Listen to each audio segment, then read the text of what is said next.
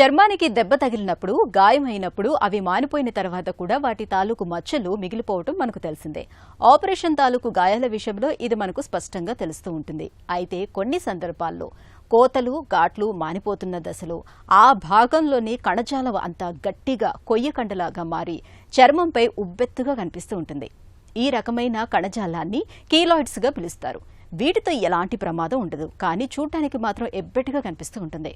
అయితే ఇలాంటి కీలాయిడ్స్ ని మాయం చేయడానికి ఆధునిక వైద్యంలో ఇవాళ చక్కటి చికిత్సలు ఉన్నాయని చెబుతున్నారు నిపుణులు. కీలాయిడ్స్ ని కరిగించే ఆధునిక చికిత్సల గురించి ఇప్పుడు తెలుసుకుందాం.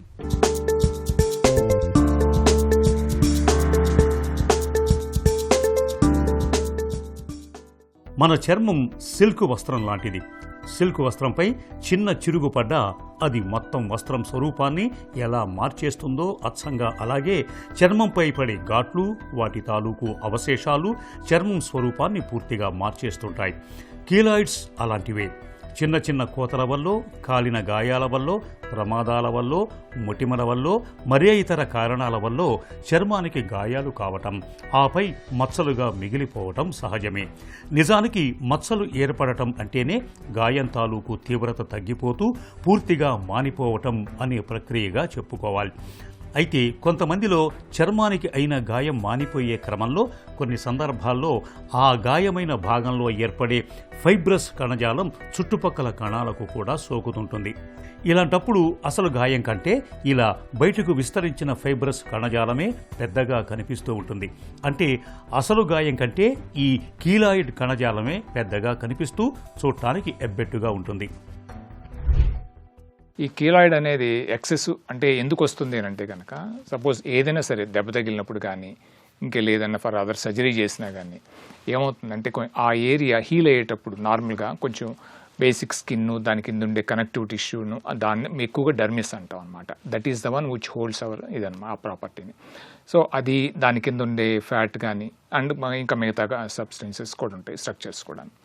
ఈ హీల్ అయ్యేటప్పుడు ఏంటంటే డర్మిస్లో అంటే మన చర్మం కింద ఈ కనపడే ఈ కలర్ యొక్క దాని కింద ఏంటంటే దీని ఎపిడర్మిస్ అంటారు, వెరీ థిన్ లేయర్ అన్నమాట. దీని కింద యాక్చువల్ అసలు ఇది ఉంటుంది డర్మిస్ అని, అందరికీ తెల్లగానే ఉంటుంది. అది దాంట్లో ఉండే కొంచెం కనెక్టివ్ టిష్యూ ఏంటంటే ఒక కంపోనెంట్ బాగా ఎక్సెసివ్గా ప్రొలిఫరేట్ అయ్యి బాగా ఎక్కువగా ఫామ్ అయ్యి ఏమవుతుందంటే హైపర్ట్రోఫిక్ స్కార్ అంటాం, బాగా ఎక్కువ వస్తా అంటే. అదే గనక ఆ బౌండరీస్ కూడా దాటిపోయి పక్కకు కూడా వెళ్ళిపోతా అంటే దాన్ని కీలాయిడ్ అంటాం. చర్మంపై కొయ్య కండలాగా కనిపించే కీలాయిడ్స్ కణజాలం సాధారణంగా ఛాతీ, భుజాలు, చెవులు, చెంపల భాగాల్లో ఎక్కువగా పెరిగే అవకాశం ఉంటుంది. ఆపరేషన్ తాలూకు గాయాలు మానిపోయిన తర్వాత కొంతమందిలో కుట్లు వేసిన భాగంలో కీలాయిడ్స్ పెరుగుతూ ఉంటాయి. ముఖ్యంగా బైపాస్ సర్జరీ చేయించుకున్న వాళ్లలో ఈ తరహా కీలాయిడ్స్ని మనం చూడొచ్చు. అలాగే కొంతమందిలో మొటిమలు ఉధృతంగా వచ్చి తగ్గిపోయిన తర్వాత ముఖం మీద వాటి తాలూకు మచ్చలు మిగిలిపోయి కీలాయిడ్స్గా రూపాంతరం చెందుతూ ఉంటాయి. అలాగే చికెన్ ఫాక్స్ తాలూకు మచ్చలు, కాలిన గాయాలు, టీకాలు వేయించుకున్న భాగాల్లో కూడా కీలాయిడ్స్ పెరిగే అవకాశం ఉంటుంది. అమ్మాయిల్లో కొంతమందిలో చెవులు కుట్టించుకున్న తర్వాత చెవి తమ్మెల మీద కూడా కీలాయిడ్స్ వచ్చే అవకాశం ఉంటుంది. కొంతమందిలో వంశపారంపర్యంగా కీలాయిడ్స్ వస్తూ ఉంటాయి. ఏదైనా దెబ్బలు తగిలి హీల్ అవుతున్నప్పుడు, పుండు మాంతున్నప్పుడు ఫర్ వేరియస్ ఇన్సెన్స్ అంతా బాగానే అయిపోతుంది, ట్రీట్మెంట్ సూచరింగ్ అన్నీ బాగానే అయిపోతాయి. ఎస్పెషల్లీ ఈ ఏరియాలు కానీ బ్యాక్ మీద కానీ ఆర్ ఇంకా అదర్ ఏరియాస్ అయినా కానీ ఎక్సెసివ్ స్కార్ ఫార్మేషన్ వచ్చినప్పుడు అది కూడా కీలాయిడ్ ఫామ్ అవుతూ ఉంటుంది. సో ట్రామా తర్వాత అంటే దెబ్బల తర్వాత ఇంకా నెక్స్ట్ మోస్ట్ కామన్ ఏంటంటే పిగ్మెంటేషన్ అనమాట. ఈ pigmentation, more the pigmentation more the keloid. Rare causes for example obesity ఉన్న వాళ్ళకు కూడా రావచ్చు. Because fat produces various bad hormones అనమాట బాడీలో. అటువంటి వచ్చినప్పుడు one of the contributing factors అవ్వచ్చు, డయాబెటీస్ అవ్వచ్చు. But they are all minor contributing factors అనమాట ఇవన్నీ. ఇంకా అదర్ రీజన్స్ ఎస్పెషల్లీ ఏంటంటే ఇంకోటి చూసింది ఏంటంటే చిల్డ్రన్లో అండి.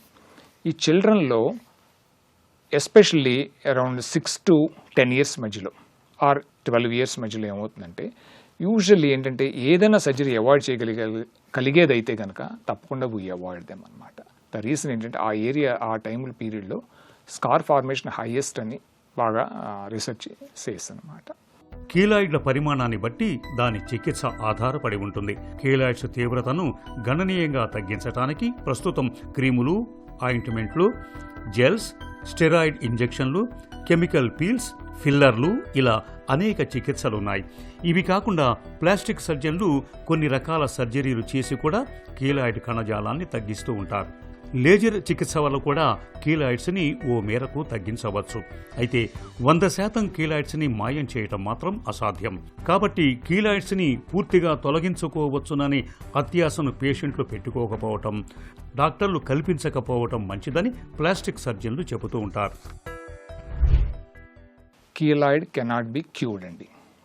దీనికి క్యూర్ అంటూ లేదు. ఫర్ ఎగ్జాంపుల్, మన ఏదైనా gall bladder surgery, gall bladder problems వస్తాయి, గాల్ స్టోన్స్ వస్తాయి, లేదంటే ఇంకేదైనా అదర్ ప్రాబ్లమ్స్ వస్తాయి, ఇంటెస్టినల్ ప్రాబ్లమ్స్ కానీ ఆర్ న్యూరో సర్జరీ ప్రాబ్లమ్స్ కానీ, వానికి ఆ పార్ట్ సర్జరీ చేసేస్తే ఎన్యూరిజం అని కానీ అవి తీసేస్తే ఆ పార్ట్ ఇంక పోతుంది, క్యూర్ అయిపోతుంది ఆ జబ్బు అనేది. ఇక్కడ ఏంటంటే ఇది తీసినా కానీ మళ్ళీ వచ్చే ఛాన్స్, అందుకనే ఇది క్యూర్ లేదు, but it can be controlled. Definitely it can be controlled, is no doubt. So then దీని తర్వాత what are the various aspects. దీంట్లో కన్సర్వేటివ్ అంటాం, విచ్ ఇంక్లూడ్స్ అంటే మెడికల్, ఇలాంటి ఆయింట్మెంట్స్, ఇంజెక్షన్స్, ఈవెన్ అవసరమైతే రేడియేషన్స్ ట్రీట్మెంట్ కూడాను. ఇంకా last resort, as a last resort only surgery అండి. సర్జరీని ఎంత లేట్గా చేస్తే అంత మంచిది అనమాట వీటిలో, unless there is some compelling reason ఉంటే తప్పించి చేయకూడదు అనమాట. సో ఇంజెక్షన్స్లో కూడా very very mild dose steroids అంటాం. కంగారు పడక్కర్లేదు, ఈ స్టీరాయిడ్స్ ఏమి ఎక్కడికి బాడీలోకి అబ్జర్వ్ అవ్వవు. యూజువల్లీ లోకల్ యాక్టింగ్ అనమాట, స్మాల్ డోసెస్. అవసరం అనుకుంటే 1 or 2 ఇంజెక్షన్స్ తగ్గిపోవచ్చు, మళ్ళీ ఎప్పుడన్నా రావచ్చు. కొంతమందికి ఆ 1 or 2 ఇంజెక్షన్స్కే చక్కటి రిలీఫ్ వస్తుంది అనమాట. మళ్ళీ వస్తే తిరిగి దాంతోపాటుగా ఏదైనా అవసరమైతే 5-FU అని అండ్ కొంచెం యాంటీ క్యాన్సర్ డ్రగ్ లాంటిదండి, అది కూడా చాలా మైల్డ్ డోస్ ఇస్తాం. They are effective to some extent అనమాట. About 50% or even more than 50%లో ఈ విధంగా మనం దాన్ని కంట్రోల్ చేయొచ్చు. సో దాని అంటే సైజుని తగ్గించవచ్చు, బట్ ఏంటంటే మళ్ళీ రాబోయేదాన్ని మనం ఆపలేమన్నమాట అదనమాట.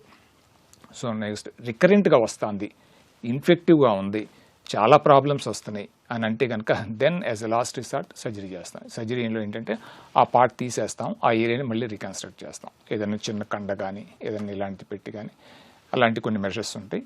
దాని ద్వారా సర్జరీ ద్వారా ఆ కీలాయిడ్ని వీ ట్రై టు అవాయిడ్ అనమాట. అందాల చంద్రునికి సైతం ఓ మచ్చ ఉంటుందని నానుడి. కనిపించని ప్రాంతాల్లో ఘాట్లు, మచ్చలు, కీలాయిడ్స్ ఏర్పడితే బాధే లేదు. అలా కాక ప్రస్ఫుటంగా కనిపించే ఘాట్లు, మచ్చల విషయంలోనే పేచీ వస్తుంది. పెద్దగా పట్టించుకోని వారికి చిక్కే లేదు. అలా కాకుండా కాస్మెటిక్గా ఇబ్బంది అని భావించే వారికి chemical peels, fillers, creams, gels, steroid ఇంజెక్షన్లు, ఇంకా లేజర్ చికిత్స లాంటివి ప్రస్తుతం అందుబాటులో ఉన్నాయి. వీటి సాయంతో నేడు కీలాయిడ్స్ కణజాలాన్ని చాలా వరకు చక్కగా తగ్గించుకోవచ్చు.